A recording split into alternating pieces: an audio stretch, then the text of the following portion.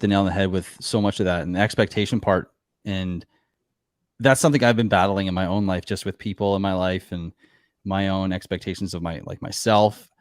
And it's funny when you look at why you're angry about something, or why something's frustrated you, or something's caused you to feel a certain way in a negative state.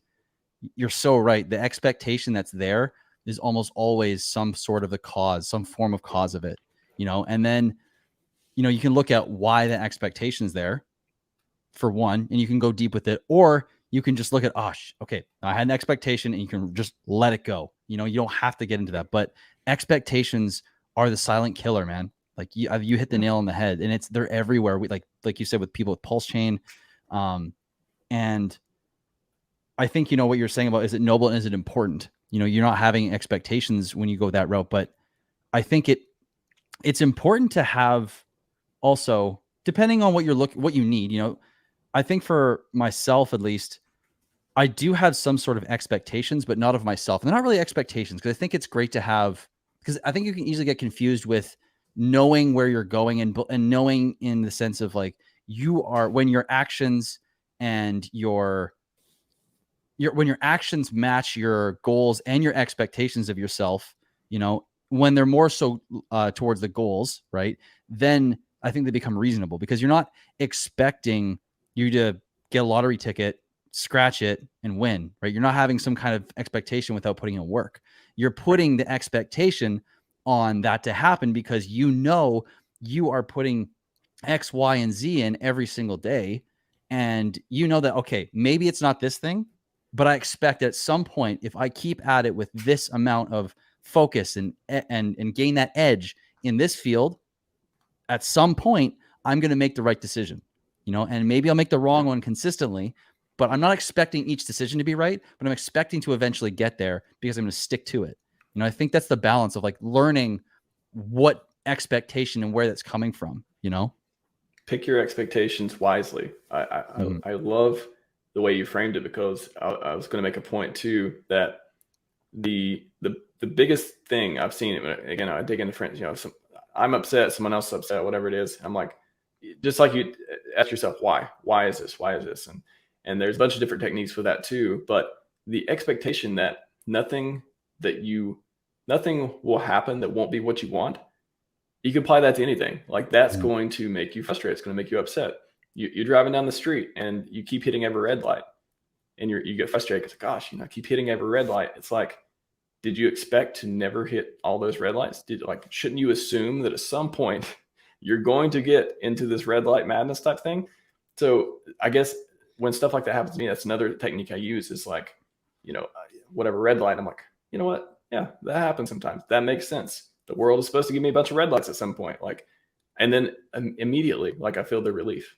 I use that so much, and it's so helpful. And when you dig in it and you ask someone why they're frustrated, somebody said something nasty to them, whatever. Did you expect no one on the internet to say anything nasty to you ever? Is that a reasonable expectation? Probably not. So if you expect it to happen, you don't have to keep it on your mind and think about it.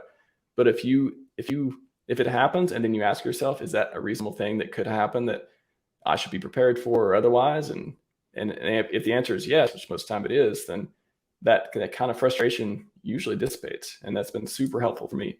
The expectation part, managing those. It's why is it so hard for everyone to do?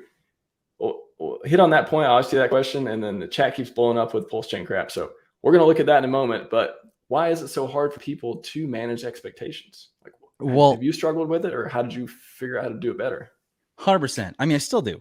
We're all human. I still struggle with expectations from time to time. I have periods that are sometimes long and sometimes short, where I feel like I'm really just on it.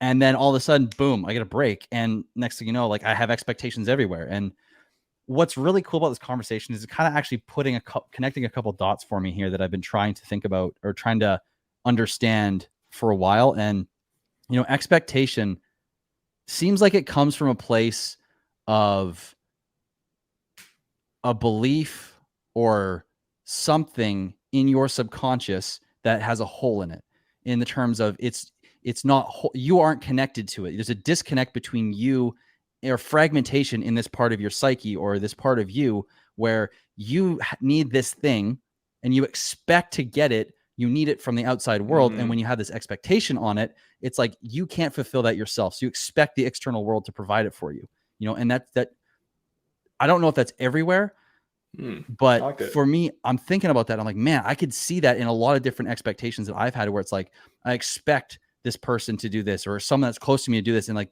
the more I expect of them, it's like the closer they are to something that I have to heal in terms of like being solid in who I am. And not needing anything from anyone. You know, the more you need something because you have a lack of something within you, the more you can expect something is what I'm kind of almost picking up from this. And I'd love to hear what you think about that. What do you think about labeling as an artificial need? It is a created need of, I love when you talked about need there. It is, that's why you get frustrated, because you need it to be the way that you want it to be. And it's not about like, I don't know, like I guess there's certain people who are just spoiled and undisciplined, and maybe they got everything their entire lives. And I want to kind of put that to the side for a moment. Just the average person who is just, you know, someone who's just in life, just doing different stuff. I think they create this artificial need, and it is like, I need to have, but then you ask why, right? Why do you need the lights never to be red? All right, like, does it matter if you get to where you're going 5 minutes later? And usually the answer is no. So if you create that, maybe that's the key. Avoid creating artificial needs. And that's maybe the key to limiting your expectations. And even learn to spot them. Spot them and question them. Yeah. Yeah, I could see that. Like, is this something I need to do? Like, is this worth losing my peace over? I ask myself that too. Is whatever I'm about to get mad over, is it worth losing my peace?